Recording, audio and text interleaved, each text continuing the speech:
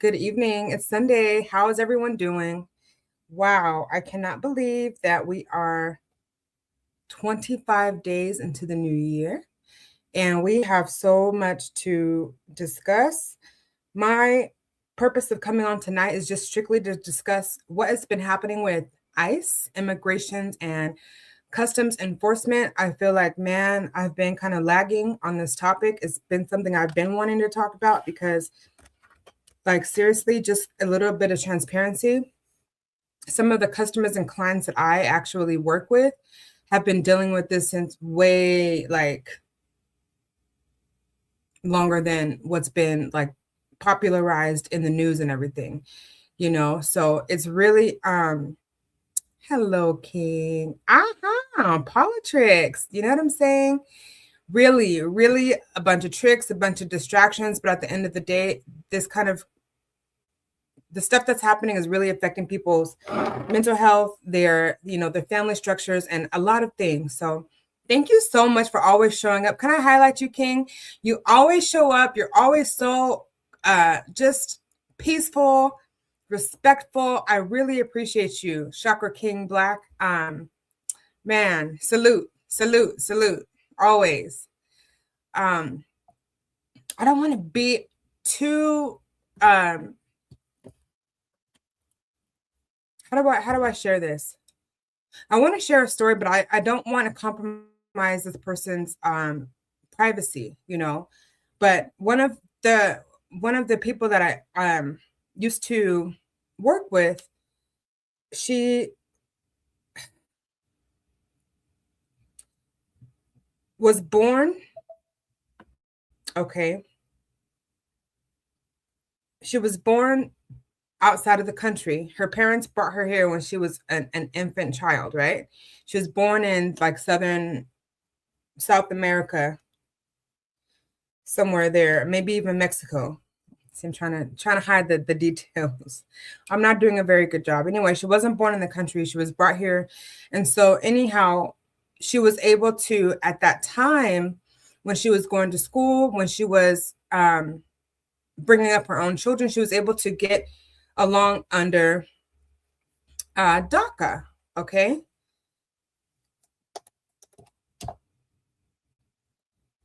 All right. This was a protection that really defended the children of immigrants, right? The children of people that immigrated to the United States who didn't really have a say in their immigration status. And so the DACA, Deferred Action for Childhood Arrivals, is what it stands for. It's a U.S. policy initiated in 2012 that protects eligible undocumented young adults from deportation and also provides a 2-year renewable work authorization. Okay. As of early 2026, the USCIS continues to process renewal requests, but initial requests for face significant initial request basically, what does it say? There's a lot of restrictions. So even last year, October, November, December, things started changing with DACA, and they were no longer allowing people who had a lapse in their renewal to then go back and try to correct their status. So a lot of these recipients were really put at risk for deportation. It drove up a lot of anxiety. There are thankfully a number of Facebook and social media groups that kind of protect and advocate for what people can do if they're in this situation. And so I just want to kind of take a look at some of the happenings that have been going on. I'm going to put this here for now because it's really serious. Thank you so much. Really? Oh, that's awesome. I have to remember that.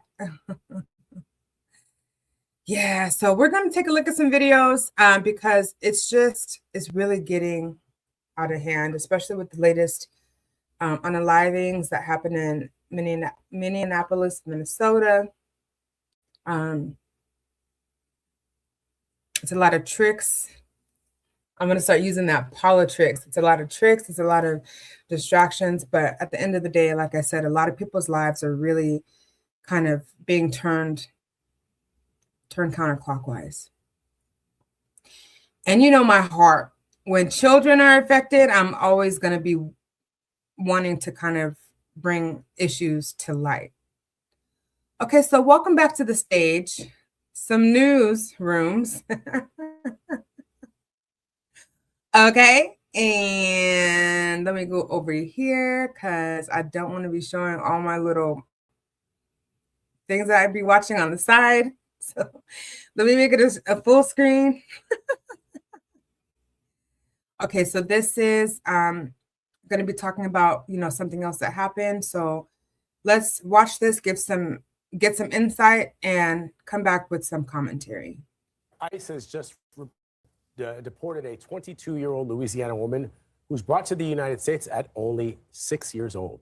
CBS News reporter Katie Weiss tells us she graduated from nursing school in New Orleans back in May, was never convicted of any crimes, and checked in about her asylum case regularly. That's right. Vilma Palacios thought she was doing everything the right way. She was raised here in southern Louisiana, but now at only 22 years old, she's starting a new life in Honduras, a country she hasn't seen since she was 6 years old. Palacios had a pending asylum case. She said she checked in every year about the status of her case, but was told it was still processing. She graduated from LSU Nursing School in May as a member of the school's Scholars Program.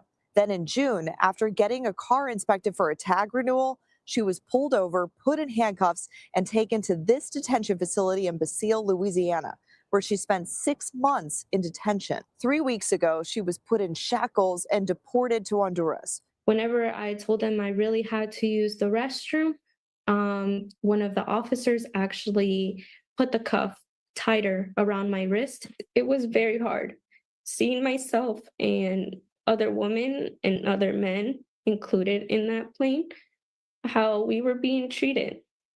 It's something that I feel like it's very inhumane. She's now living with her grandmother and still dreams of becoming a nurse in the U.S. What would your message be to those who are glad to see a crackdown of these immigration policies?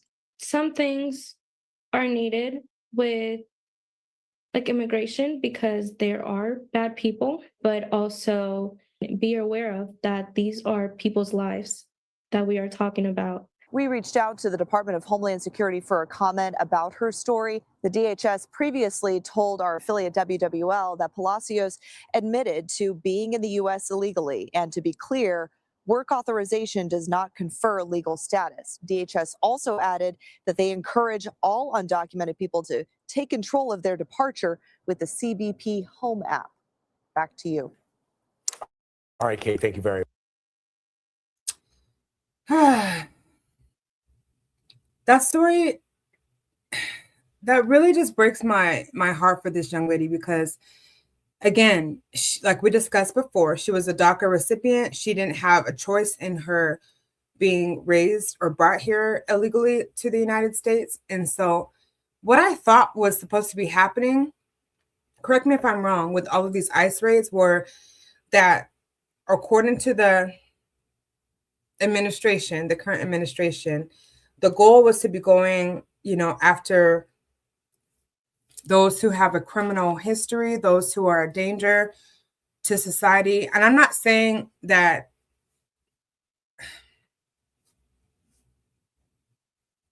I don't know that that's necessarily right either, but at least that's better, I guess, than going after innocent young adults here that are thriving.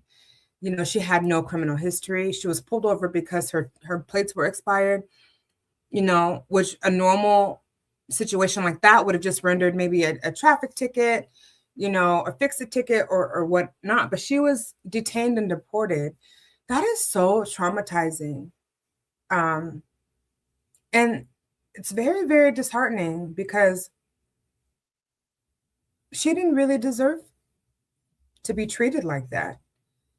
And that's just like one of many circumstances. So if I could just put some knowledge and wisdom out there, the best that you can, like, abide by the law, you know, make yourself a non-target for any kind of police activity. Have your registration updated on your car. Have, you know, keep regular month-to-month car insurance, you know, things like that, that can kind of just take you out of the radar. Drive safely. Don't be a scumbag, you know, on the road. Don't bring unnecessary attention to yourself, especially if you're in a situation where you don't have all of your documents in order, you know? So let's watch the next video and give some commentary on what else is actually going on.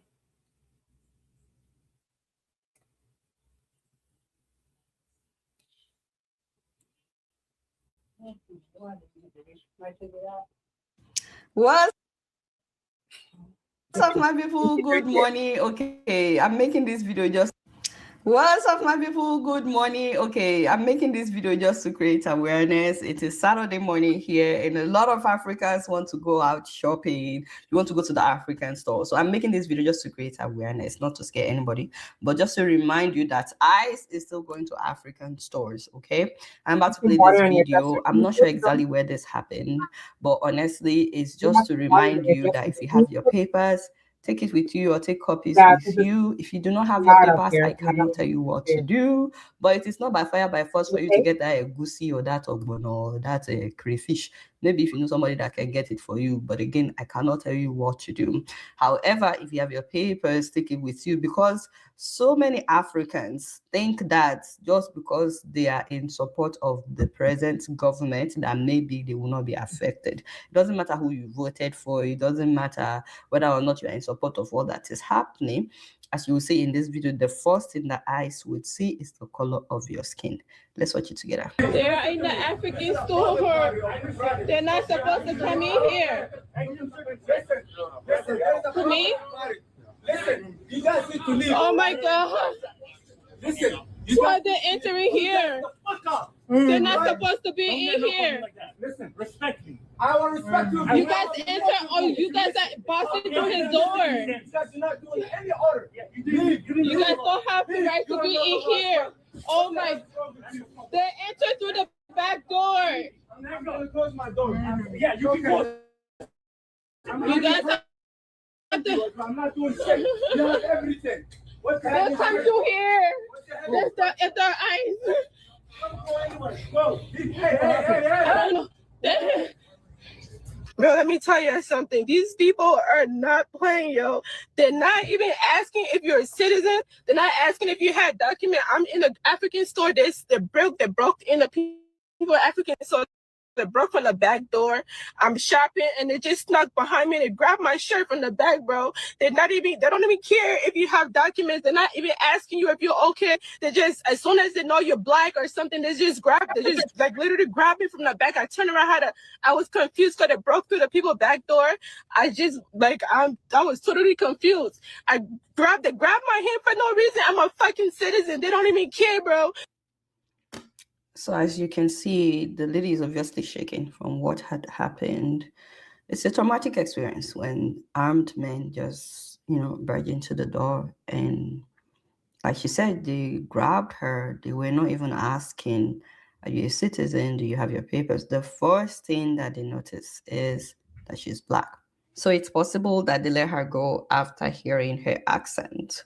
So if you're black, like me, especially if you have thick African accent, my people, please keep in mind that ICE is still going into the African stores. If you have your papers, take it with you. Again, this is not to scare anybody. Again, it doesn't matter. Nobody cares whether or not you are in love with this administration or not. But the first thing that ICE sees is the color of your skin. This woman is making the video to bring awareness. And I thought I should also bring awareness to the platform that I have, that if you're an African, you're here in America, if you have your papers, take it with you. And if you do not have your papers, you can send somebody. You don't have to eat that egusi by fire, by force. All right, peace out. Yes, that's great advice that she gave. Great advice that she gave. If you're walking around, go ahead and please make sure, I mean, especially if you are an immigrant, carry your papers. Sometimes that doesn't even matter though, because you can be in, from what I've heard, I haven't had the encounters, but you can be in front of ICE agents and be telling them, I have my documents, I'm legal, I have, you know, I have what I need, or whatever they say, and they'll still detain you. They won't even acknowledge what you're saying. So that's why at the end of this video, I'm going to give some tips and tricks on what to do, and I advise anyone like viewing this video to kind of share that information out, because it's really meant to help and absolutely bring awareness to what's going on. But dang, they're writing everybody out here. No one is exempt. How are they going into the African stores, man? There's nothing illegal going on in African stores. There's no criminal activity going on.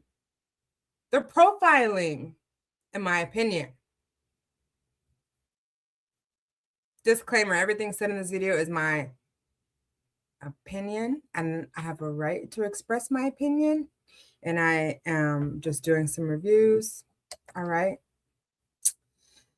Let's watch this one. And now to an NBC4 exclusive. A family in Long Beach is leaving the only home they've known for the past 2 decades, not because they want to, but because they say fear has left them with no choice. They are self-deporting to Mexico. NBC4's Macala Medina spoke with the family as they crossed the border this morning, and he joins us now from Long Beach with their story. Mac. Carolyn, it really was a perplexing moment for the Bogano family. Sad, they say, to leave certainly here in Long Beach, the U.S., their home, but they say they're excited for the new future in Mexico. The mom is a U.S. citizen. The husband's undocumented. They also have a teenage son, leaving everything they have behind from here in Long Beach to start over in a country that the husband hasn't seen in more than 20 years. Wow. So we are in Otay. We crossed the border in Otay. Sonia Burgueño shows us the moment her family crossed over to Mexico this morning, We packed as much as we could. calling it the hardest decision her family has ever made. She's a U.S. citizen, married for more than 20 years with deep roots here in Long Beach. Her and her husband built Frank's Landscaping together from the ground up. Wow. Serving the community they raised their children in. Like our clients are like our family. We've had clients for 20 years. But Sonia says fear slowly started taking over their lives. Her husband, undocumented, but with no criminal record, he says, began feeling watched, he says, by ICE agents who were conducting operations in the area. And then he says he was followed. Clients showed up to his work and the agents moved on. He came home that day in tears saying, I'm not a criminal. I don't want to be treated this way. I'm in a golden cage, but it doesn't stop being a cage. And I have dignity. Rather than waiting for a knock on the door, the family chose to leave on their own terms, selling their business, pulling their teenage son out of high school, and moving to his father's hometown in Sinaloa. No puedo vivir con esa libertad. He says living in fear isn't living at all.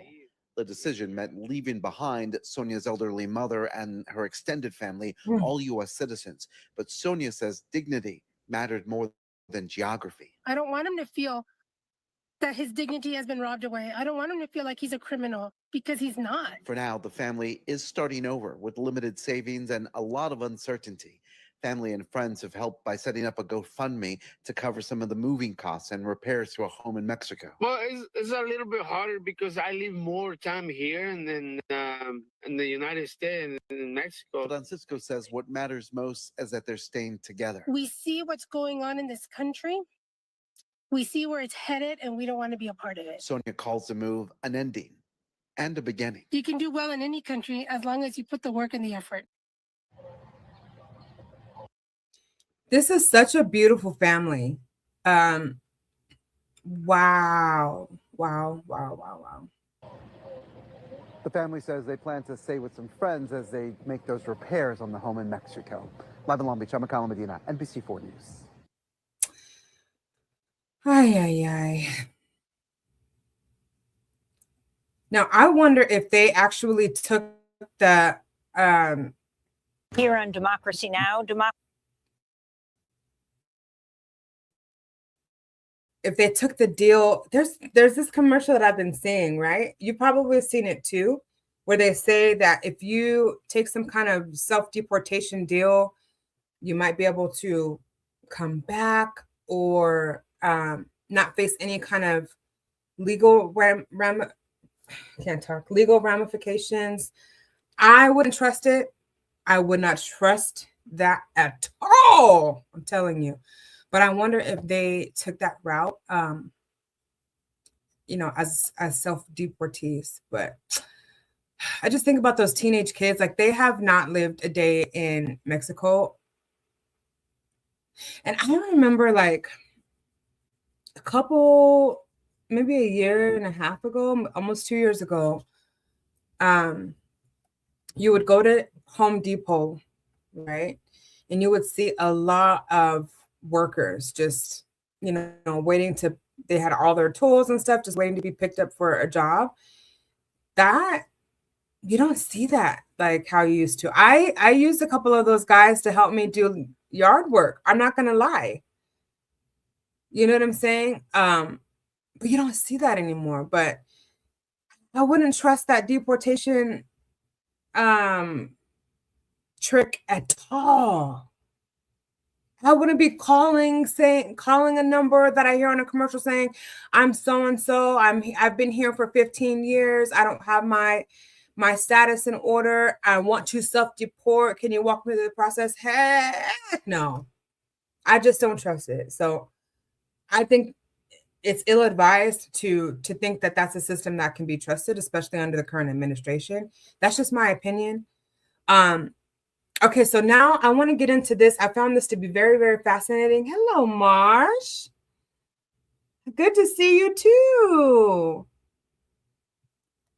All right. But this story is talking about someone who was just actually, she's a journalist. She was trying to figure out how is it that individuals are being hired for ICE? Like, what are the requirements even? You know, and this part is really, really sad. Like, they're not even checking for active, like, I mean, valid driver license or IDs from what I hear. You just got to be down for the cause. Like, you have to be just willing to just be, you know, out there in the streets, like arresting people, like muscle people, I guess. I know I'm not speaking politically correct, but let's listen to what this journalist discovered on her quest to try to find out how does ICE even recruit people to do this job that they're doing. And it's not a very good job, I'm just saying. But let's take a listen. Here on Democracy Now!, democracynow.org, the War and Peace Report. I'm Amy Goodman. What happens when ICE hires agents with minimal screening, then sends them into the streets, masked and armed? We look now at the agency's hiring practices as it surges agents to Minneapolis and other cities. We begin with an independent journalist who applied for an ICE job and was offered it without even a background check. Laura Jadid wrote about her experience in a piece published. How, Sway? How are they hiring people, not doing a background check, but they're detaining people that have no criminal history? The irony. Tuesday by Slate Magazine headlined, "You've heard about who ICE is recruiting. The truth is far worse. I'm the proof," was the headline. She begins her piece, "The plan was never to become an ICE agent. The plan when I went to the Immigration and Customs Enforcement Career Expo in Texas last August was to learn what it was like to apply to be an ICE agent. Who wouldn't be curious?" she said. Laura Jadid joins us now from Portland, Oregon. Laura, would you take it from there? Explain what exactly you did, what this fair was, and then how you applied to work for ICE and what happened. Absolutely. So the hiring event, basically you brought your resume in, you handed it over, they were going to do an interview, and they were promising on the spot hiring to where you could in fact walk out with your $50,000 bonus that day, possibly. I went in, I handed in my resume, which was, I did a skills-based resume. I'm a veteran, I served 2 tours in Afghanistan. So on the surface, the resume looked pretty good.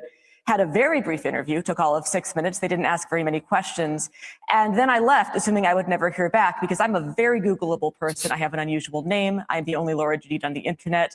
And I make no secret of how I feel about ICE and Trump and all of it.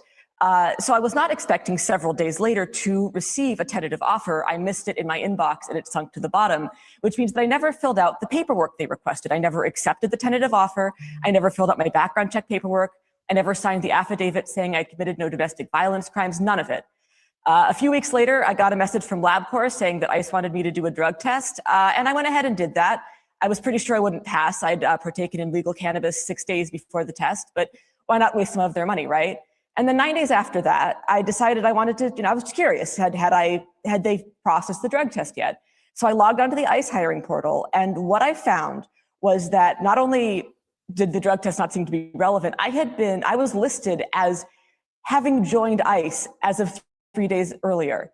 I had listed that I had accepted the offer. They had offered me a final position as a deportation officer. She said that she took cannabis 6 days prior. So she wouldn't have passed that test. It stays in their system a lot longer than 6 days. But they didn't care. They did not care about her not passing a drug test. Isn't that wild? Background check was listed as completed 3 days in the. And I don't think cannabis is legal in Texas. So that's really interesting. The future for when I was looking at it. So it seems like the answer to the question, who are they hiring, is they don't know. Wow. You write in the piece, at first glance, my resume has enough to tantalize a recruiter for America's Gestapo in waiting. You're likening ICE to the Gestapo? Absolutely. And I don't think that's in any way hyperbole. We have armed, masked thugs on our street right now who are brutalizing, detaining, and murdering people with apparent impunity, a carte blanche, a license to kill from our government. And they can't even keep track of who's behind the masks. I don't believe for a second they're keeping track of who's a US citizen, who needs to be deported, where these people even are. These disappearances where people vanish into the system, is it on purpose, or are they really that sloppy with paperwork? Ultimately, it doesn't matter. This constitutes a national emergency. We have unknown armed thugs in masks who are terrorizing citizens. So you have served in the military. You deployed twice. Can you talk about what that experience taught you? And also, you did do an interview with an agent, and I'm wondering if you could tell us what that agent said to you and where that went. Absolutely. So I joined the military right out of high school. I really believed in the whole war on terror thing. I really thought we were going over to spread freedom and democracy and what have you. And when I got there, it became very evident very quickly that that was not the case, and that we were doing it was a bad war and we should not have been there. Where were you? What to do. I was in Eastern Afghanistan for the first deployment, Western Afghanistan for the second. So I did not see combat, but as a military intelligence collector, I saw plenty of the decisions that got people killed on both sides that didn't need to happen. So I came back very disillusioned, like a lot of people, and actually like the ICE agent that I spoke to, which, by the way, this interview wasn't actually part of the hiring process. It was an optional step to see if I wanted to join up. But he told me that he was also joined right out of high school. He also deployed. And when he got back, he also got out as soon as he could. He didn't want anything to do with the military, but he had a lot of trouble assimilating, as a lot of veterans do. And so about 6 months later, he decided to go for law enforcement, and the rest is history. He's been an ICE agent, he said, for about a decade. He likes the work. He feels like he's getting instant results. And this is very sad to me, and also emblematic of a problem we have, where we use this language of terrorism and weapons of mass destruction and freedom and democracy at the barrel of a gun. We did this overseas, and it's come home in every conceivable way. Talk about your concerns about them not doing a background check. I mean, what does this mean for people who are documented to, wife beaters, people kill women? Yeah, I mean, it's very funny that they hired a lefty journalist with a profile on Antifa Watch. That's hilarious. But what's not funny is they didn't make me sign a domestic violence waiver. So how many people with domestic violence convictions are running around with guns in our cities terrorizing people? How many people who have been committed of sex crimes or crimes against children are in charge of detention centers where there's no oversight, where people won't be missed and won't be believed? The horror, it boggles the mind how bad this really is. And you were hired to be a deportation officer. What exactly is that? Where would you serve? Yeah, so yes, deportation officer. Basically, the agent was very keen on letting me know that I wouldn't be given a badge and a gun right away. I wouldn't be out in the street messing people up. I would probably have to push paperwork for about 6 months before I got there. And when I expressed that was fine with me, with my analyst background, he actually, the atmosphere changed. He was like, no, listen, we want everyone on the street with guns eventually. And I had to reassure him that that was also fine. It seems like the focus is very much getting people out on the street with guns, and the focus of the people applying apparently is to get out on the street as quickly as possible to brutalize people. I'll just end by asking you, you said you signed up to fight the war on terror and you served twice in Afghanistan. You call what's happening here in the United States the war on terror come home. Yes, it is very sad. It is not surprising, but it is very sad. This is a national emergency. This is a state emergency. And frankly, it's past time that governors called up the National Guard to protect the citizens who elected them to keep them safe from the people actually terrorizing us in the streets. Laura Jadid, I want to thank you for being with us, freelance journalist who writes regularly on her Substack at firewalledmedia.com. We'll link to your new piece for Slate, which is headlined Laura Jadid. Wow, she really hit on some really outstanding notes, topics. She went into this, you know what I'm saying, just trying to see what the hiring process for immigration customs enforcement is. She found out a whole host of things that is just, it's so crazy. They didn't do a background check. They did not take into account that she likely didn't pass a drug test. They didn't take into account if she had any domestic violence history. They didn't even interview her. I almost cussed. They messed up on her hiring paperwork, saying that she started 3 days earlier. She didn't have a real official interview. I mean, what the heck? The screening for McDonald's is more intense than that. Popo are the biggest gangs, thugs, organizations, and pharma are the biggest drug dealers. You are 1,000% correct. 1,000% correct.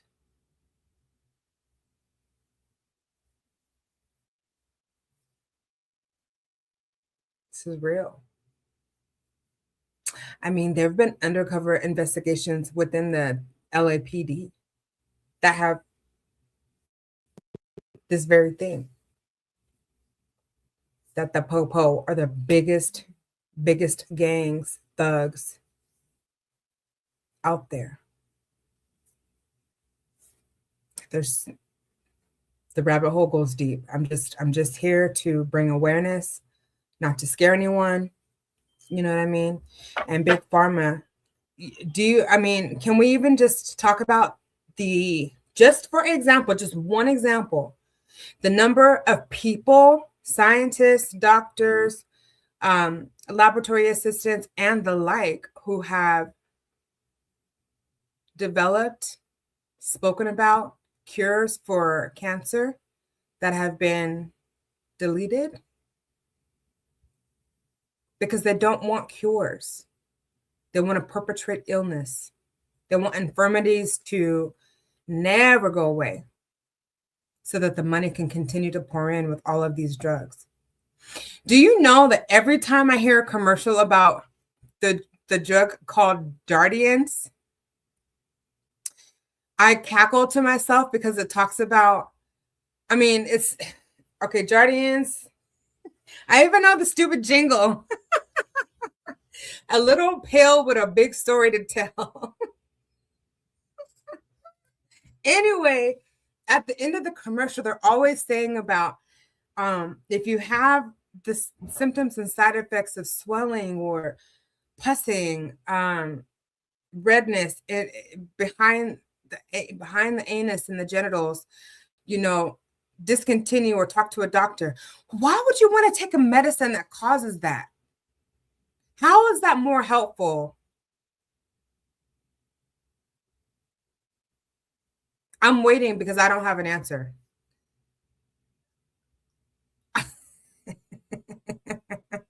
I'm silly anyway, so when I hear that, I'm just like, oh my God. Me and my grandma chuckle about it, and I tease her because I'm like, ew, did you hear what they said? Swelling and redness and pussing and jelly behind the anus. Okay. Anyway, let's get back to this. So there's so much.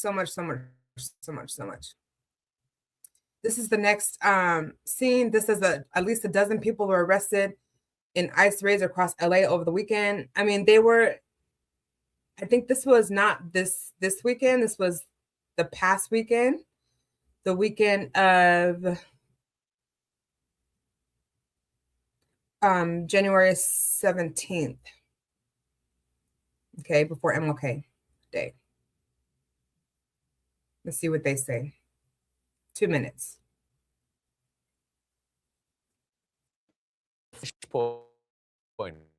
Protests against ICE and its tactics. But the raids and the protests continue across the country, including here in SoCal. Eyewitness News reporter Sid Garcia is live in Eagle Rock with more on what we're seeing locally right now. Sid. Giovanna and David's social media posts today alerting folks where ICE agents have been patrolling around, including here near the Eagle Rock Plaza. Over the weekend in the city of LA and in Downey, DHS is telling us they arrested nearly a dozen people in raids. Be gentle. This happened Friday, according to residents who live in the Silver Lake neighborhood.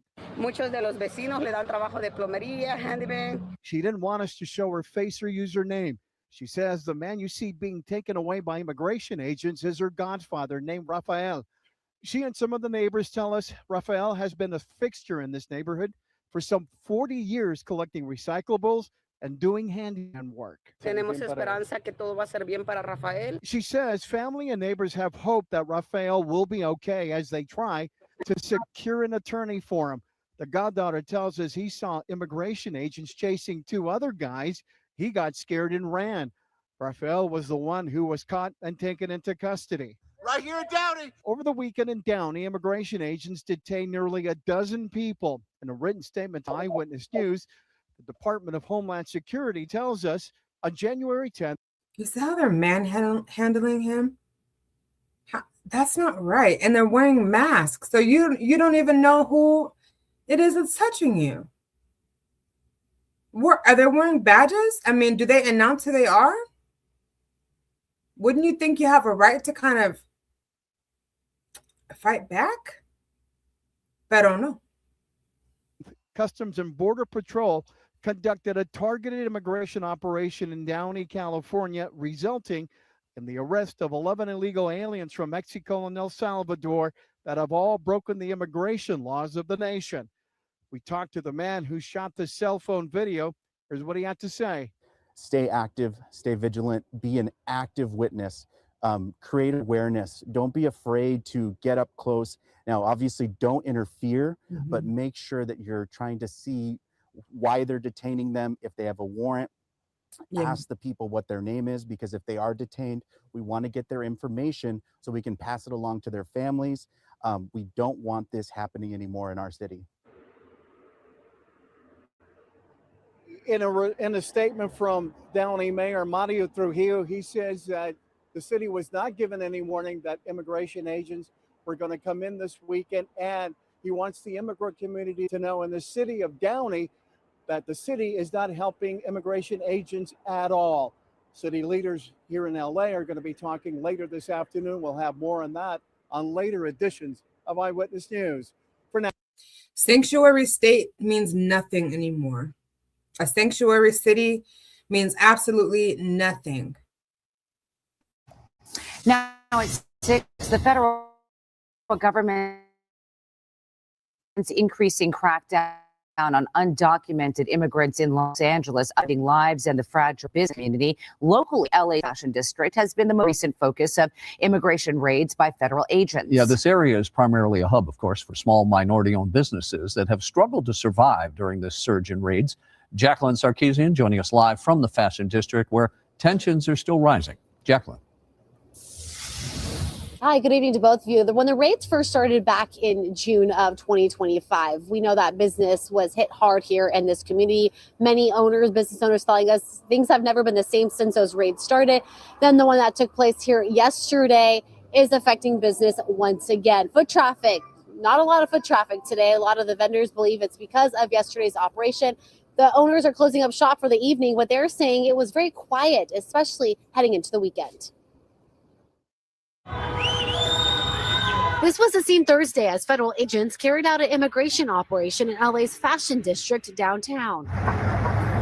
Video shows several agents in unmarked cars driving through the intersection at Maple Avenue and East 11th Street. Witnesses say the agents were moving through the area, visiting vendors and asking for their papers. They came to me and they asked me, hey, you from? I'm an American citizen. So you got proof of your American citizenship? Yeah, here it is. And then he told me in Spanish, then buen dia. What does that mean? Have a great day. Manuel Benelos was born in Arizona, has been a vendor in the area for 10 years. He says yesterday's operation sparked significant fear among both vendors and shoppers, which is now affecting business. People get scared. No business going on. When they see they came with weapons and all that, people are not going to come out. We're here to help with whatever we can do, and really just emphasizing that although it is a kind of scary time, we still need these businesses to thrive. Elizabeth Zarita is with the Fashion District, and she says sales were already down after federal operations last summer, with a 30% drop in visitors. We haven't necessarily fully recovered. We did get back up in numbers a bit, but it hasn't been the same since, right? And now we're scared that it's going to happen all over again. The Fashion District is the heart of LA's apparel industry, so Thursday, those who work nearby.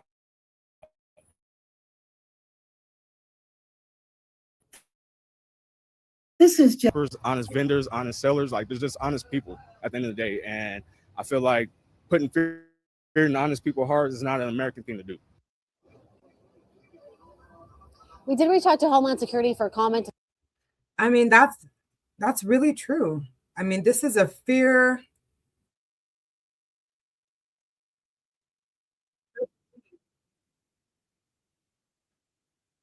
Video shows federal agents targeting construction workers in Los Angeles County. Now those 5 workers are detained after attempting to escape from a rooftop. That's crazy. I've never witnessed something like this. I feel so bad for the guys. This video was taken in Montebello on Wednesday. It shows federal agents driving up in an unmarked truck and ordering the men off the roof of a home.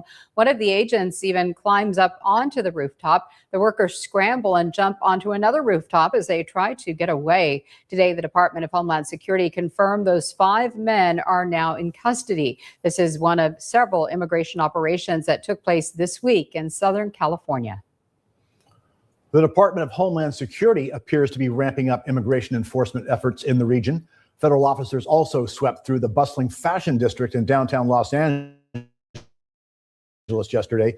Witnesses say officers were demanding proof of citizenship from vendors, putting both visitors on. This same area was also targeted back in June.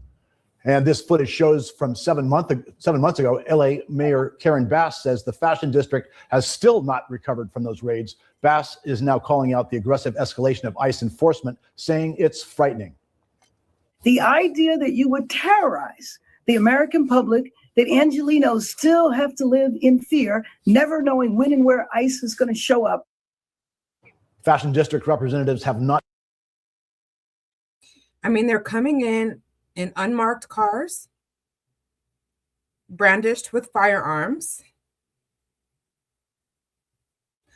full-on masks, so you don't even know who it is that's touching you, grabbing at you, and asking all these questions. And they want you to give up your identity, show them all of your paperwork and documents. There's no community at this point in time. There's no immigration community that is exempt from these ICE detainments. This is a video of the Native Americans spotted. They're here protesting because one of their tribal members was detained. So we've got them just going to random people's homes for what? Arresting construction workers, raiding the fashion district in LA. Here, targeting Native Americans, going into the African markets. No one is really safe.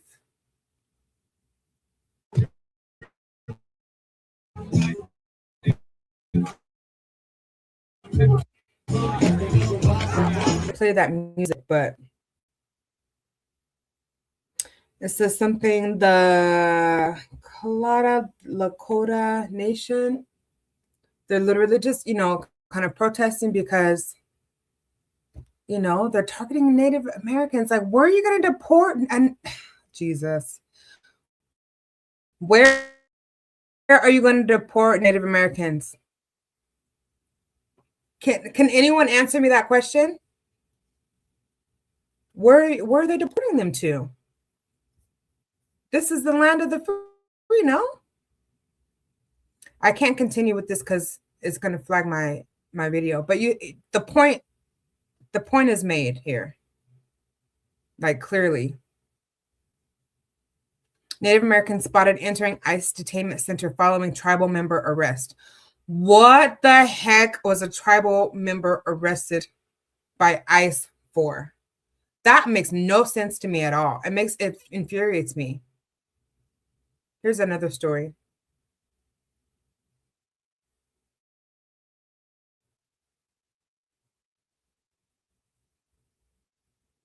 This one is very tragic because it doesn't even say like what ended up happening outside of a tragic demise. Hold on. Oh, I turned the Taken into custody. A father detained by ICE is dead just days after being taken into custody. His death now being questioned by the Mexican Consulate General as they push for answers to questions his wife and children are now left with. 11 Alive's Angelina Salcido live from outside the Mexican Consulate in Brookhaven after speaking with advocates. Angelina, they say this is part of a disturbing pattern. Jennifer, just started a brand new evidence is actually the fifth person to die in ICE custody here in the U.S. within the last 16 days. That's what's sounding the alarm for advocates tonight. New details from ICE actually confirmed that he was found January 14th in his sleeping quarters, hanging and unresponsive before being pronounced dead an hour later at the hospital. We're told he was arrested on January 7th for driving without a license by the Richmond County Sheriff's Office. A father never came home. It's just simply gut-wrenching. 34-year-old Eber Sanchez Dominguez, a husband and dad who died while in ICE custody at a processing center in Clayton County just days after being detained. His family says he leaves behind a wife and children who are now raising money for funeral costs while still searching for answers about what happened inside. Right now, as another family grieves the loss of a loved one, we need to get to the bottom of why people are dying at such a rapid rate in immigration detention. Atia Hawley, the deputy director of the Southern Center for Human Rights. The Southern Center for Human Rights works to end human rights abuses in prisons and jails across Georgia and Alabama. She says cases like this families are becoming disturbingly common as more are left grieving loved ones who never make it out. Nearly 16% of last year's total ICE custody deaths have already happened this year in just over 2 weeks. It should be appalling to anyone to see this level of death. We should not be any less surprised or shocked or confused or demanding of answers just because those 5 lives were of people who were born somewhere else. Tonight, the Mexican Consulate General requests clarification about the circumstances surrounding Sanchez Dominguez's death inside the center located in Lovejoy. They are suffering from the same human rights abuses that citizens are. But because of language barriers in some instances, the inability to reach their governments, the inability to reach their families, oftentimes their situations become more dire. Now, while some people in his family say that this 24-year-old ended up taking his own life, they are still pushing for some more answers. And advocates say that transparency make the difference here when it comes to mental health. We're told by U.S. Customs and Border Patrol that he actually entered the U.S. in December of 2023 by Nogales, Arizona. That's what he arrested and actually charged with immigration violation of paying bond. Tonight in Brookhaven, even It's very heart-wrenching. It's very heart-wrenching. That's why I wanted to do this video, because I just feel like the more people are talking about it, the more these government entities can't really hide from the crooked things that they're doing. Although more protests are expected this morning. Excuse me, I'm talking. Although everything is in plain sight, nowadays, including the darkest of the darkest things that, need light presented upon it, and in order for more people just to come out of like a fog. You know what I mean? This is the last video that I'm going to share tonight, because just a week ago we had in Minneapolis, Minnesota, we had Renee Good, unalived. This weekend we had another man unalived by ICE, and these are human lives that are lost. Like, let's take out the racism, let's take out all the other factors that don't really matter. This is blood for blood, and people matter. People matter. And so that's why we're talking about this and really doing our part to bring awareness. I know this is a very, very, and I mean very small platform, but we're still going to be doing our part nonetheless. Okay. That being said, let's listen to this last video and give, some final thoughts. More protests are expected this morning after a 37-year-old Minneapolis man was shot and killed by a federal agent. Yes, Christian Benavidez reports the incident happened on the heels of the shooting death of Renee Good and has led to escalating tensions between protesters and federal officers. Cell phone videos captured the moments leading up to the shooting death of 37-year-old U.S. citizen Alex Preddy after an encounter between protesters and federal officers. A Border Patrol agent pushes a woman who is a protester. Preddy gets in between the woman and the agent, who then appears to deploy pepper spray. As Preddy is being taken to the ground by a group of federal officers, one of them discovers he is armed with a handgun. Another officer opens fire.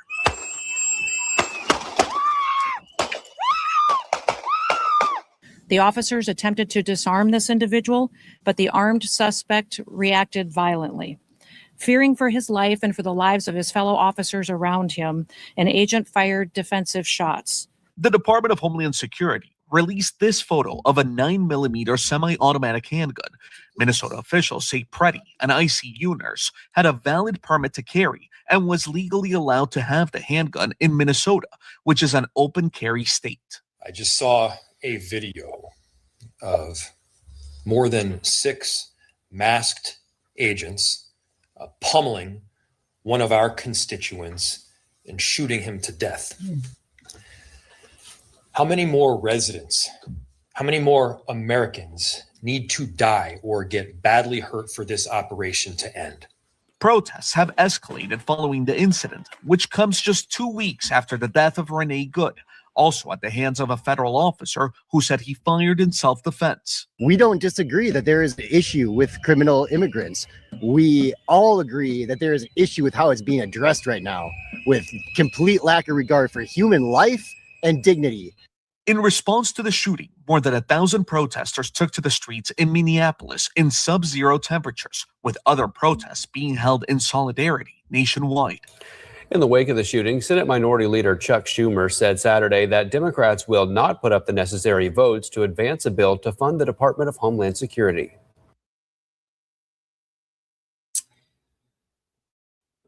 tonight, Minnesota. So we're gonna be expecting a lot more protests,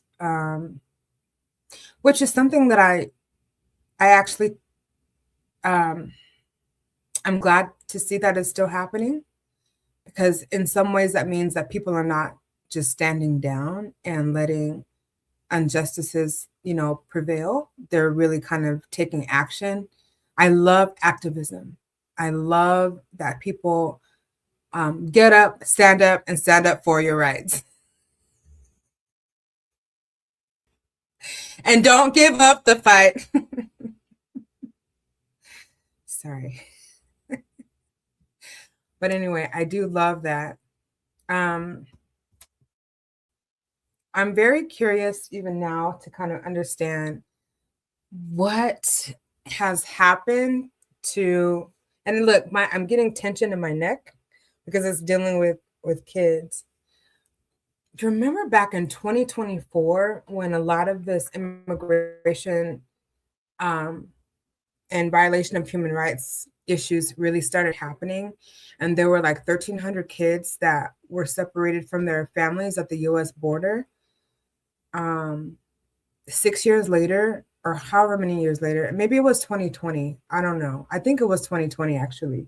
But now all these years later, we're still left with many questions unanswered. So this is an article from December 2024, talking about the lasting harm from families being separated at the border. And it says that as many as 1,360 children have never been reunited with their parents 6 years after the U.S. government forcibly separated them at the U.S. border to deter migrants.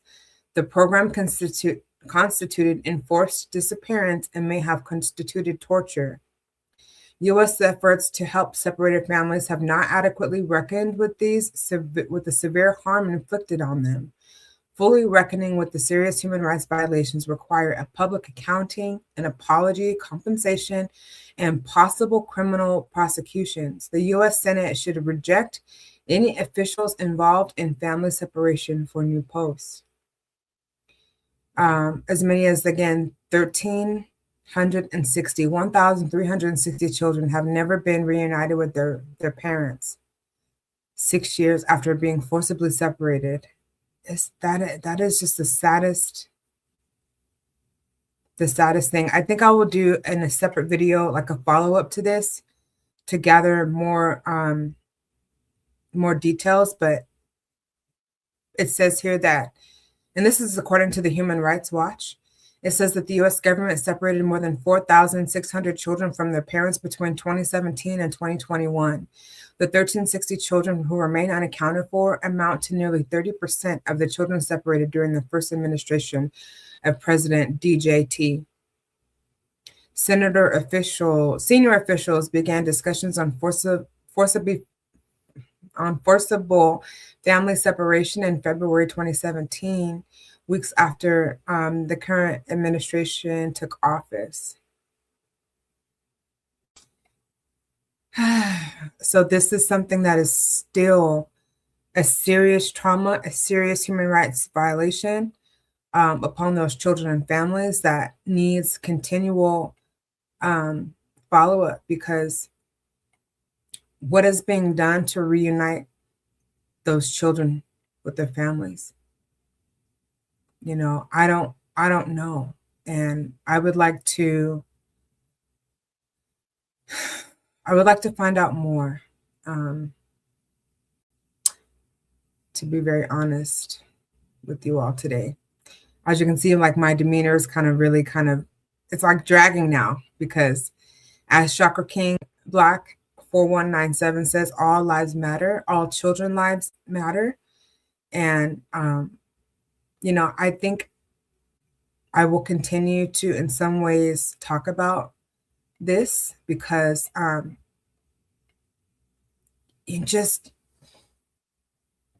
you never know when you're going to really be pressed in a position where you're going to have to really know your rights. Okay, so what I want to do is, actually, I can't focus when the screen looks like that. I'm going to take some time in the last moments that we have together here to really spread awareness and education on like what you can really do, or if you know a family member, coworkers, extended family, church members, anyone that is in your niche, your community that you want to kind of help in these situations for them to be able to know their rights, protect themselves, and stand up for what's happening. This is, I guess, the crux of the matter is anyone facing kind of immigration situations, detainment situations, you have the right to remain silent. You have the right to remain silent. You also have a right not to remain silent. All right, so we're going to be talking about several ways that you can really acknowledge and know your rights. All right, because this is a very serious matter. So in the United States of America, the Constitution inevitably provides a sense of protection for you. If you're arrested by immigration agents, these are the things that you can do to protect yourself. All right? Don't answer any of their questions. Don't give them answers as to where you are, where you were born, or how you entered the United States of America. You have a right to remain silent.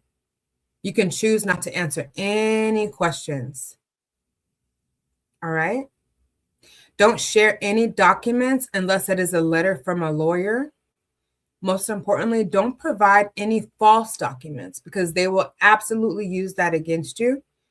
And if not deport you, criminally prosecute you because it's against the law to provide any false documentation of any, like whether it's an ID, a fake passport. Don't do any of that. That's very foolish. Don't sign anything.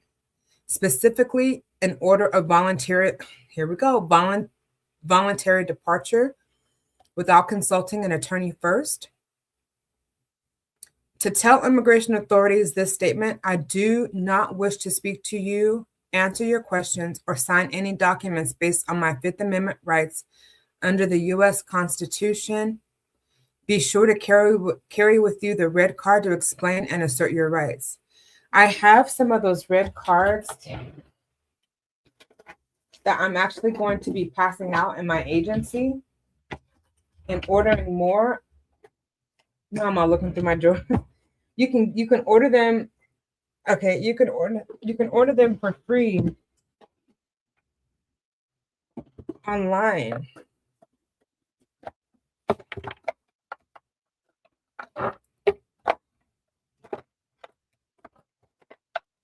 There are these red cards here. Let me see if I can bring it up on my screen to show you what it really looks like here.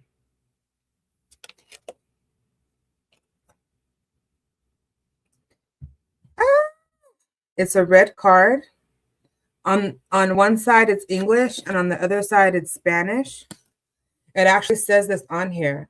Usted tiene derechos constitucionales. No abra la puerta si un agente de inmigración está tocando la puerta.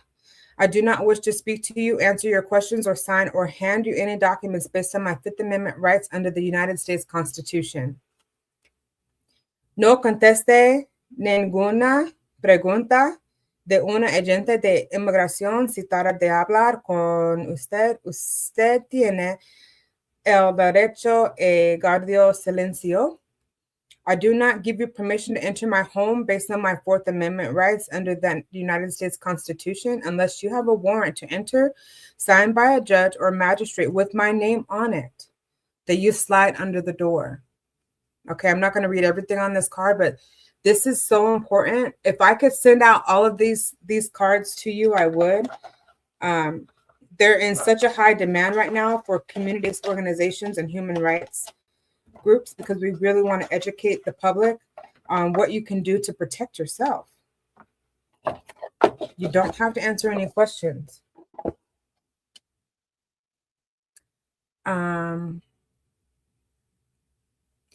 If immigration agents arrive at your home, this is so important because you have to know your rights. Do not open the door. You know, even spiritually, when you open the door and you allow someone to enter, they kind of have reign in your protected territory. So I know I'm getting all spiritual, but anyway, don't open your door. A search warrant has to be presented. And if the agent does not have one, do not open the door. Don't sign anything, specifically an order of voluntary departure, without consulting an attorney first. Do not disclose any information regarding where you were born or how you entered the United States. Tell the immigration officer, I do not give you permission to enter my home based on my Fourth Amendment rights under the United States Constitution unless you have a warrant signed by a judge to enter. If the immigration agents perform a raid at your workplace, do not run. It's best to remain calm. It is possible to escape the raid calmly by leaving the premises where the immigration agents are located. Just leave calmly and quietly if you can. If possible, take photographs and videos. If ICE enters your workplace without a search warrant, ask them for their name and their badge number. Request a hearing with an immigration judge. What can parents do? Establish a plan for the care of your children in case you are detained. Now, this is what I was going with the story that I told at the beginning. This person that I was working with, she had to have these conversations with their kids and empower them on what to do in case she did not come home from work. She had to keep it real with them. The DACA recipient had to keep it real with them. Like, look, this is what's happening. You know, where I'm at risk of this. And if this happens, you need to take these steps. You need to contact this person. So with your kids, if you have, this situation going on, prepare a list with important documents for your children, including addresses, phone numbers, emergency numbers. If you do not want ICE to pick up your children, then identify and authorize a person that you trust with the power of legal representation in order to take financial responsibility and make legal decisions regarding your children. Complete a caregiver affidavit so that another adult can care for your children temporarily. Always have the telephone number of an immigration attorney with you. If your children were born in the United States, also register them with the government of your country. If you have children under the age of 18 who are U.S. citizens or permanent residents of the U.S., inform the agent. Very important. Find out if you qualify to become a citizen. Find out if you qualify to become a permanent resident. Inform yourself on how to apply for a visa or a worker's permit. Now, these things are costly, but if you work with the right attorney and with the right agency who knows what they're doing, they will get in touch with UCIS on your behalf. They will get all the information and file that documentation in the appropriate way to make sure everything is done right. Figure out if previous charges to your criminal record, if any, would affect your case, or if there is a way to clear your record. Find that out as well. To locate an individual detained by ICE, you can call the number 1-800-898-7180. Again, that's 1-800-898-7180. Or you can go to locator.ice.gov/ODLS/#/search.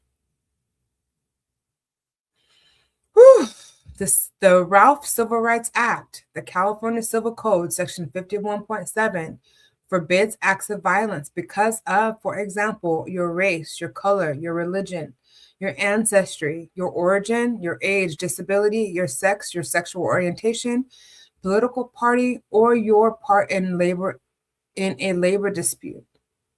To submit a complaint, you can also call 1-800-884-1684. All of you are in some way in a protected class. So exercise and know your rights. Lastly, there are several different numbers that I think I will see if I can just copy and add into the description of this video for different consulate. There's the Mexico consulate. There's the Guatemalan consulate, the El Salvador consulate, Honduras consulate, Nicaragua, Panama consulate, and so forth and so on.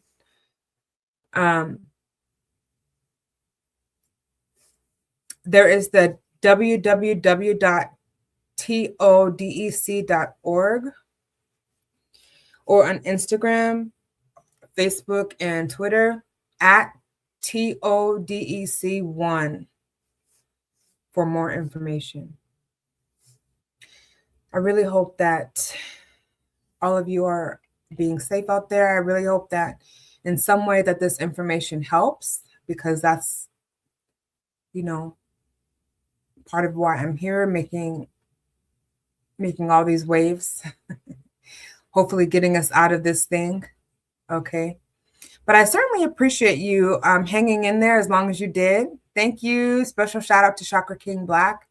You really, really are educated, and I thank you so much. All the ways that you've contributed to this very important live stream. Yes, very, very importante. With that being said, I want to make sure that I make sure that I put up this disclaimer that everything in this video is meant for fair use purposes, for news reporting, teaching, educational, advocacy, awareness, all that. No copyright infringement was purposely done. All right, how we feeling? Are we good? Make sure you practice abundant self-care. Have a good rest of your evening. Make sure you smile at a stranger, because you never know if you're entertaining one of God's angels. How about that? And with that being said, take care until next time, guys. Let me know what you think about all the information that we shared. If you need additional resources or insights, reach out to me, some way or shape or the other. Leave a comment, schedule an appointment, all the things. All right, guys. Love you so much. See you soon. Bye.